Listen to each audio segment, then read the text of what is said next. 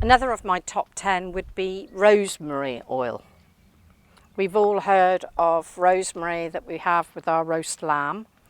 Well, rosemary essential oil is a top note, so it's very stimulating. Again, another mentally stimulating oil that you can use for memory. So rosemary is really good for stimulating the memory. Quite often, if you put a drop on a tissue, after lunch in the afternoon when your brain's getting a little bit more sluggish, memory will really help keep you going and keep you mentally stimulated. It's not the sort of oil that you would use after 6 o'clock at night, unless you want to be the life and soul of the party. Rosemary's not one you can use neat. You would have to dilute it either in a grapeseed oil or white lotion, or put it in a bath or a foot soak.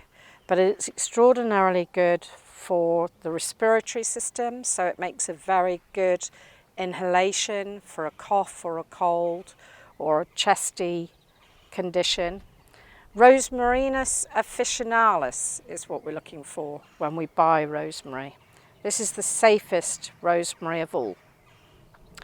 Contraindication of rosemary, though, is those of you who have high blood pressure. It is not an oil that we would normally put on the skin for high blood pressure. You can inhale it, but you can't use it for high blood pressure.